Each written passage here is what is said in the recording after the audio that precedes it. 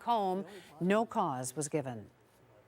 Travis Vader's lawyer is asking for a mistrial and says an Alberta judge made a big mistake in his ruling. Vader was found guilty of second-degree murder in the deaths of Lyle and Marie McCann. Yesterday, the McCann family thought their search for justice was over. Now, the mood has shifted. Briar Stewart has that. What a difference a day makes. When the verdict of second-degree murder was handed down in the Travis Vader trial yesterday, the McCann family felt relieved. But that didn't last. When I noticed it, I felt pretty queasy. All over what legal experts are calling a massive judicial error. A homicide is murder, Section 230 of the Criminal Code. Section 230. The justice used it to convict Vader of murder, but it was struck down by the Supreme Court of Canada more than 25 years ago, declared unconstitutional in a landmark ruling. Well, I think it's stunning. It's a little bit like a first-year criminal law exam come to life, but obviously with far more serious consequences.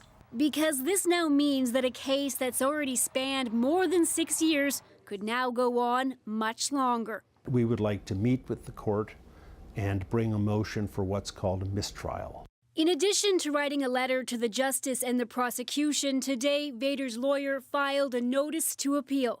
I want to see whatever's done to be done fairly, transparently, so that at the end of the day everyone can say we trust this system of justice.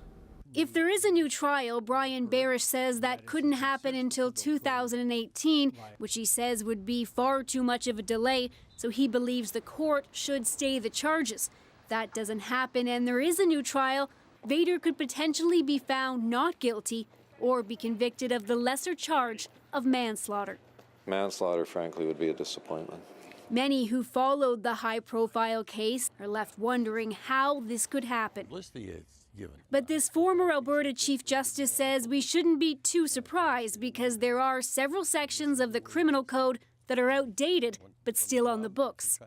So these things happen. We're a human system and people make mistakes. This law professor says there's plenty of blame to go around when it comes to why this defunct provision was relied on. We've had versions of the criminal code that have never been changed. So this law was originally pronounced unconstitutional in 1990.